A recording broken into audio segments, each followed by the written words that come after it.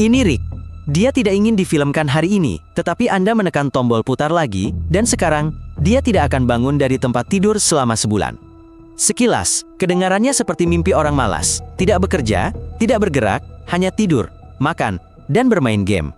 Tetapi kenyataannya, ini adalah ujian serius. Dan inilah tepatnya, bagaimana NASA mempersiapkan astronot untuk kondisi tanpa bobot. Rick senang selama beberapa hari pertama. Makanan disajikan langsung di tempat tidurnya, telepon dan konsol game berada dalam jangkauan, dan TV ada di depannya. Tampaknya 30 hari akan berlalu dengan mudah. Tetapi tubuhnya sudah berubah.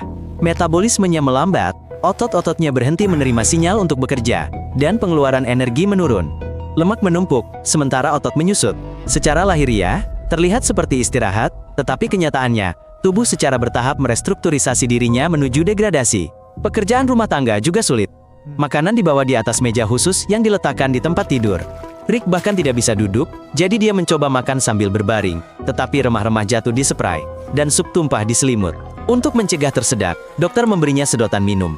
Bahkan hal-hal paling sederhana pun menjadi tidak nyaman ketika Anda tidak bergerak selama sebulan. Pergi ke kamar mandi, bahkan lebih menegangkan. Rick juga melakukan ini, dengan berbaring di alat khusus yang disebut bebek. Seminggu kemudian, Rick merasa kakinya menjadi sangat lemas, seolah-olah kosong. Ini adalah tanda-tanda awal atrofi.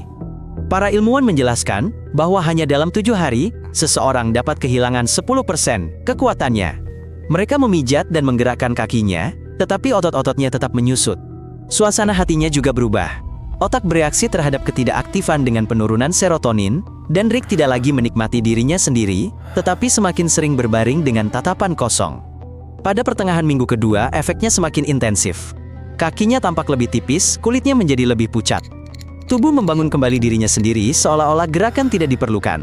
Darah menjadi stagnan, detak jantungnya melemah, dan bahkan pernapasannya menjadi lambat. Berbaring di atas bantal yang empuk, Rick berubah menjadi makhluk yang hanya dirancang untuk tempat tidur. Pada hari ke-15, masalah baru muncul. Luka baring muncul di punggungnya. Kulit tidak dapat menahan tekanan konstan. Rick harus dibalik dan kulitnya diobati. Terasa terbakar, dan Rick mengerang, menyadari untuk pertama kalinya bahwa surga orang malas telah berubah menjadi siksaan. Pada saat yang sama, jam internal tubuhnya menjadi kacau. Ia tidur di siang hari, terjaga di malam hari, dan tidak lagi mengerti hari apa sekarang. Pada hari ke-20, tes menunjukkan perubahan serius. Kalsium hilang dari tulang, tulang menjadi rapuh, dan otot kaki menjadi seperti batang tipis. Pembuluh darah di tulang kering menonjol, dan dokter memeriksa adanya gumpalan darah. Jantung memompa lebih sedikit darah, yang berarti lebih sedikit oksigen yang mencapai organ. Bahkan bernapas pun terasa berat. Pada saat ini, kehidupan sehari-hari menjadi semakin sulit. Perawat membantu Rick pergi ke kamar mandi, dan Rick merasa canggung. Dia berpaling, pipinya memerah, tetapi tidak ada pilihan lain.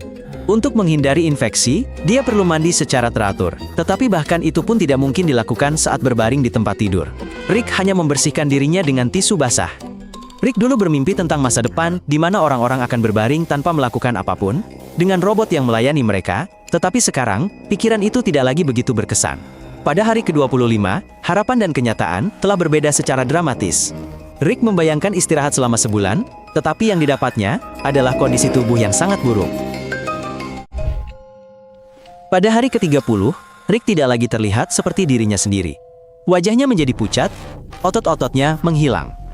Saatnya tiba untuk mengakhiri eksperimen. Dan dia diangkat dengan hati-hati. Tetapi begitu dia menurunkan kakinya ke lantai, darah mengalir deras ke otaknya, dan penglihatan Rick menjadi gelap.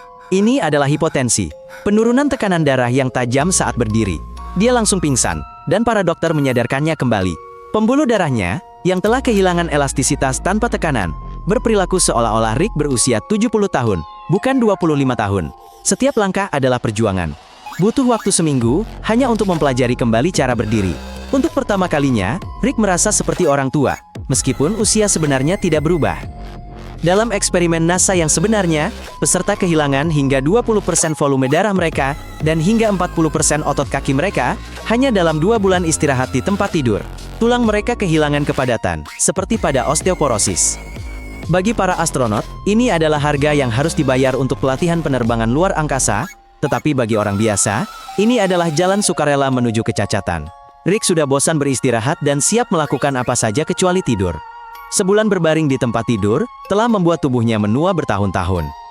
Bahkan jika orang ingin hidup berbaring dan mengelola urusan mereka melalui avatar, itu akan menjadi jalan buntu bagi tubuh. Tubuh diciptakan untuk bergerak. Jadi, setidaknya sukai dan ikuti Rick dan anggap diri Anda melakukan sesuatu yang bermanfaat.